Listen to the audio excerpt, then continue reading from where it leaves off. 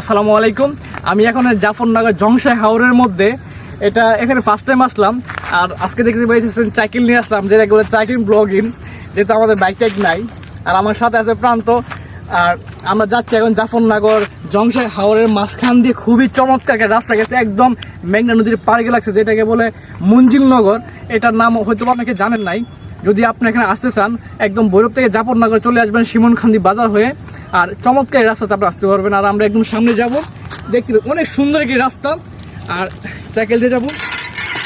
চলো বন্ধু, আমি আসো। আমরা আছি এখন হাওরের মাঝখানে। প্রায় 4-5 মিনিট সাইকেল চালানোর পরে আমরা মাঝখানে আসলাম। আর আমার পাশে দেখতে পেয়েছেন ছোটো একটা নদীর মতো, আর চতুর্দিকে ধান ক্ষেত। আর বিকাল টাইমে যদি আপনি এখানে আসেন, চমৎকার একটা সময় কাটাতে পারবেন। বিশেষ করে আমরা এই যে আশেপাশে লংদিয়া, বুদুননগর, অনেক গ্রাম আছে, কিন্তু সব গ্রামের নাম হয়তো বা জানি না। দারুণ একটি জায়গা। আমরা অনেক কষ্ট করে সাইকেল চালানোর পরে চমৎকার একটা জায়গায় চলে আসলাম। দেখতে পেয়েছে এটা মিনি কক্সবাজার। এটা আমার কাছে মনে হচ্ছে মিনি কক্সবাজার। এই যে ঠিক আছে, আপনারা যখন কক্সবাজার যান, ঝিনুক দেখেন না, এখানে আসলে ঝিনুক দেখতে পারবেন। খুবই চমৎকার জায়গা। এখন আমরা আছি একদম নদীর পাড়ে। আমার পাশে পাশে এটা মঞ্জিলনগর, আর এদিকে মন্দিয়ার চর, আর আমি একদম নদীর পাড়ে।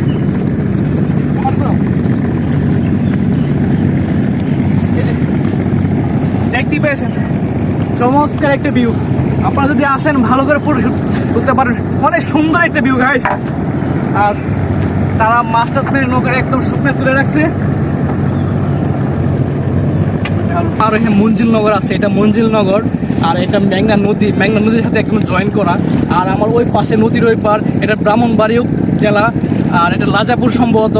আর আমার ওই পাশে রন্দিয়ার চর বলে, রাজাপুর 100%। না রাজাপুর, হ্যাঁ রাজাপুর। আর আপনারা যারা বাইকার আছেন, খুবই চমৎকার সময় কাটতে পারবেন এখানে আসলে।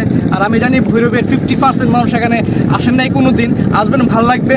আর এটা ভৈরবে একদম শেষ সীমানার মধ্যে। আমি আজকে ফার্স্ট টাইম আসলাম, খুবই ভালো লাগেছে। আর দেখতে পেয়েছেন এখন আপনাদের ভৈরবের 50% মানুষ এখানে আসেন নাই। আর যারা বাইকার, অবশ্যই আপনারা যদি এখানে আসেন, ভালো একটা সময় কাটাতে পারবেন। খুবই চমৎকার রাস্তা।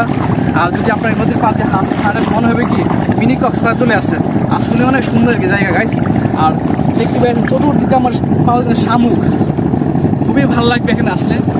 আর বিশেষ করে যারা বাইক চালান তারা আসবেন, আর আপনার ফ্যামিলি নিয়ে আসতে পারবেন। আমি আমার সামনে একটু লন্দিয়ার যে চর বলে, হলাপাড়া চর, এখানে আছি। আর জাফরনগর হয়ে বুদুননগর আশেপাশে এই দিকটা চলেন। দেখতে পাচ্ছেন কত সুন্দর একটি জায়গা গাইস। আর আজকে আমরা তেমন সময় পাই না, তার জন্য আরো অনেক জায়গায় ঘুরতে পারি নাই। একটা চর এলাকায় নিয়ে আসতেছে, আমি ওনাকে এদিকে নিয়ে আসলাম। তো এদিকে আসার পর উনি তো খুবই মুগ্ধ হয়ে গেছে।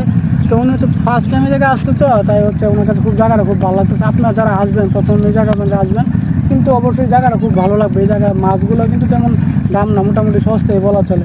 আর এই জায়গায় তাজা তাজা মাছ পাওয়া যায়। দেখেন দুটো দিকে শুধু মেঘনা নদী আর মেঘনা নদী, আর একদম খোলামেলা মাছ। আপনারা যারা শ্রীমঙ্গল গেছেন, গৌরফ্রন্ট মাঠ দেখছেন, তারা বুঝবেন গৌরফ্রন্ট কত সুন্দর। আর আমি যেখানে দাঁড়ানো আছি, এটা গৌরফ্রন্টের কোনো অংশে কম না, অনেক সুন্দর জায়গা। পরবর্তীকে সবুজ আর সবুজ একদম ঘাস। আর বিশেষ করে এখানে আসলে আপনার সময় কাটাতে পারবেন, খেলাধুলা করতে পারবেন। আর যারা বিশেষ করে বাইকার, সাইকেল নিয়ে আসবেন। এখানে রিক্সা দিয়ে আসা যায় না, সাইকেল বা বাইক দিয়ে আসা যায়। খুবই সুন্দর একটি জায়গা। আর অবশ্যই যদি আমার ভিডিওটা ভালো লাগে, একটু সাবস্ক্রাইব করে দিবেন। ভালো থাকবেন। এখানে আমাদের ভিডিও শেষ, আর আমাদের সন্ধ্যা হয়ে গেছে, আমাদের একটু বাড়িতে যাইতে হবে আর কি। Bye bye.